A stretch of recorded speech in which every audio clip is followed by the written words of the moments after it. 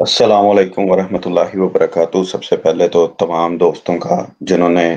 इससे पहले वजाहत की है, बहुत बहुत शुक्रिया अदा करते हैं। और जवाद साहब ने जैसा कि बयान कर दिया, और उस्मान साहब ने भी बयान कर दिया है बड़ा खोल के कि ज़माना और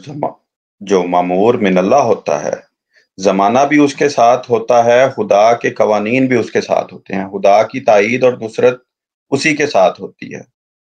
और खुदा अपने नेक और प्यारे बंदों को कभी ज़ाया नहीं करता। कुरान करीम जो खुदा ताला की तरफ से नाजिल करदा है और ऐसी राह दिखलाता है जो बिल्कुल सीधी है, और बातिल जिसके ना आगे से आ सकता है ना पीछे से आ सकता है। और कुरान करीम इस बात का दावेदार है कि हमने इस किताब में हर तरह की मिसाल बयान कर दी है। ये हदायत है मुत्तकियों के लिए, और जो लोग तकवा रखते हैं लाजम वो इन निशानात को देख भी लेते हैं और समझ भी लेते हैं। मैं अपने दोस्तों को दिखलाता चलूं कि कुरान करीम कैसे इस बात की गवाही देता है और आखिरी ज़माने के एतबार से क्या-क्या खबरें अल्लाह ताला हज़रत मोहम्मद मुस्तफ़ा सल्लल्लाहु अलैहि वसल्लम के ज़रिए से हम तक पहुँचा रहा है, और कैसे हज़रत मोहम्मद मुस्तफ़ा सल्लल्लाहु अलैहि वसल्लम उसकी बेहतरीन तफ़सीर करके आखिरी ज़माने में अपने मेहदी और मसीह के लिए जो निशान मुकर्रर कर रहे हैं, जो निशानियाँ मुकर्रर कर रहे हैं, उनको किस तरह खोल के बयान कर रहे हैं कि एक कम से कम इल्म रखने वाला इंसान भी, कम से कम तदब्बुर करने वाला इंसान भी उनको बआसानी समझ सकता है। सिर्फ़ और सिर्फ़ खुदा ताला ने इस किताब को समझने के लिए जो शर्त बयान की है, अगर उसके मुताबिक चले, यानी तकवा के साथ। कुरान करीम सूरा नंबर 81 के अंदर इस बात का ज़िक्र करता है, वइज़ल इशार उतिलत। और जब ये तर्जमा है मौलाना शाह रफ़ीउद्दीन देहलवी साहब का, और जो इसका सलीस तर्जुमा है वो फ़तेह मोहम्मद खान जालंधरी साहिब का है। वो ये कहते हैं कि और जिस वक़्त बेआती ऊँटनियाँ छटी फिरें, और बामुहावरा तर्जुमा वो ये करते हैं जब बयाने वाली ऊँटनियाँ बेकार हो जाएँगी। यानी वो ऊँटनियाँ जो इंतहाई कीमती समझी जाती हैं, जिनसे उन्हें उनके मालिक को फल भी मिलता है और उनसे वो काम भी लेता है, जब वो बेकार कर दी जाएँगी। अगर हम अहादीस मुबारका का मुतालिया करें, तो रसूलुल्लाह सल्लल्लाहु अलैहि वसल्लम अपने ज़माने में बयान करते हैं कि अगर कोई शख्स तुमसे हदायत पा जाता है, दीन हक समझ जाता है, तो उसकी मिसाल इस तरह से बयान करती हैं कि वो तुम्हारे लिए इससे बेहतर है कि कोई शख्स तुम्हें 2 सुर्ख़ ऊँट दे दे। यानी ऊँट उस ज़माने का सबसे कीमती एसेट्स में से एक एसेट समझा जाता था। और उसके बारे में खुदा ताला पेशगोई कर रहा है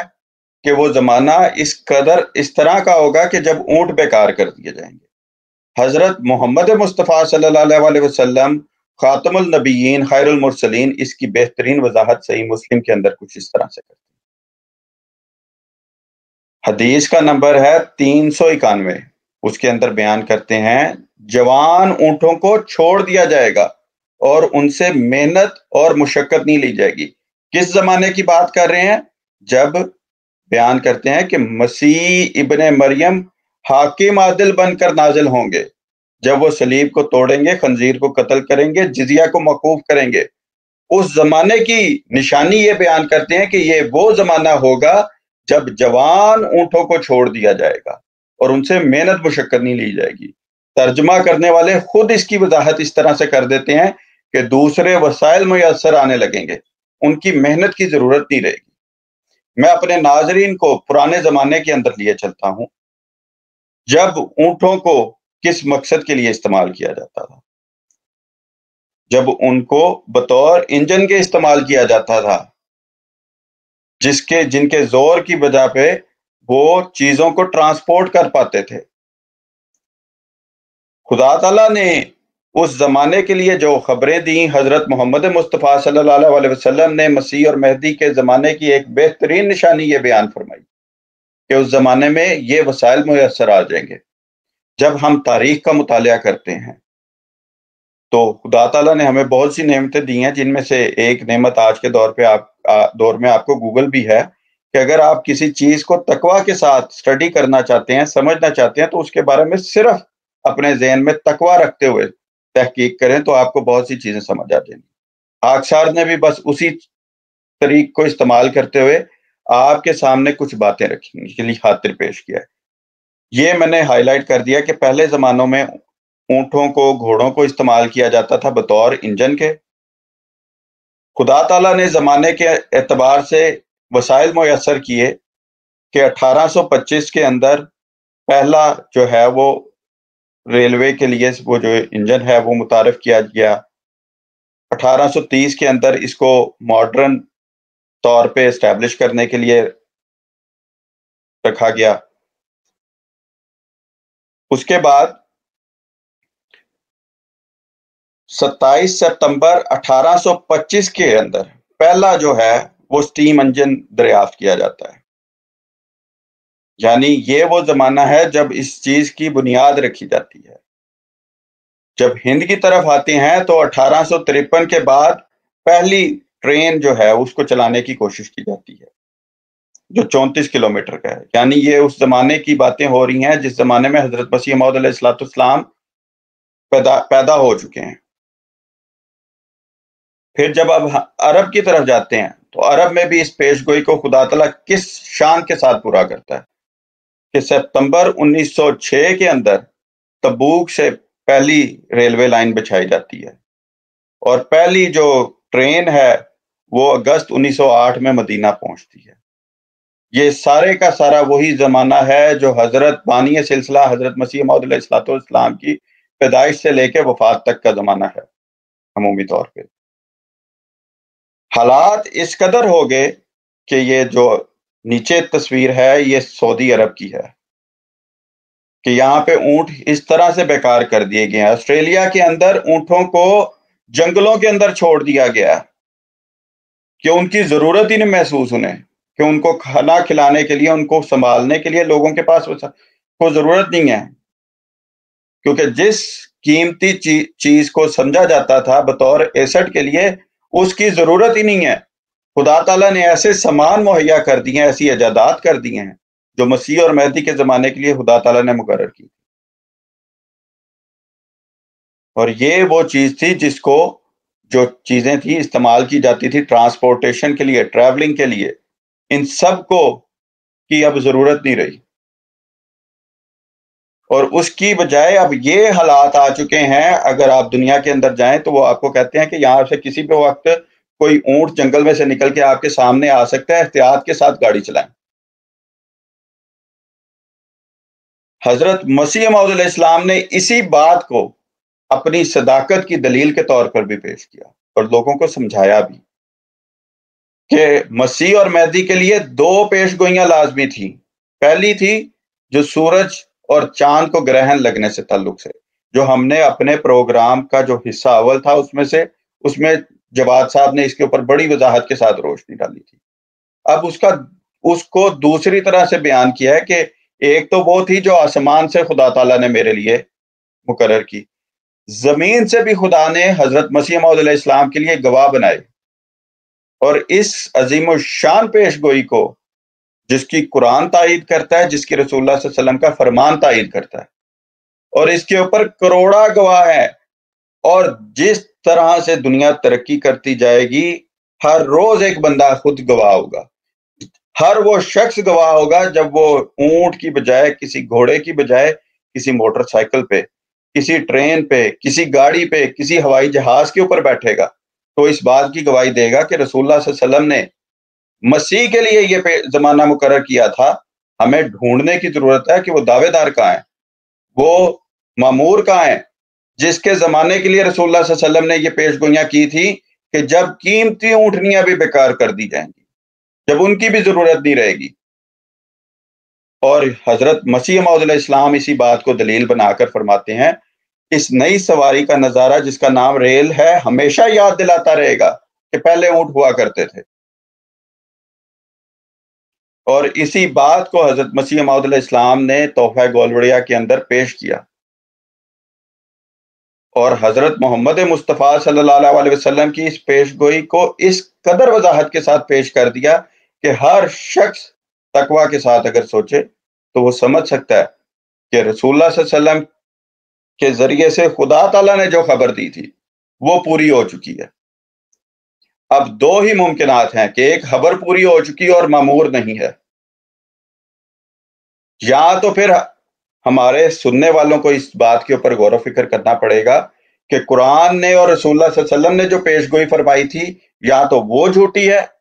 اگر بانی سلسلہ احمدیہ حضرت مسیح موعود علیہ السلام کی صداقت کو نہیں ماننا نعوذ باللہ،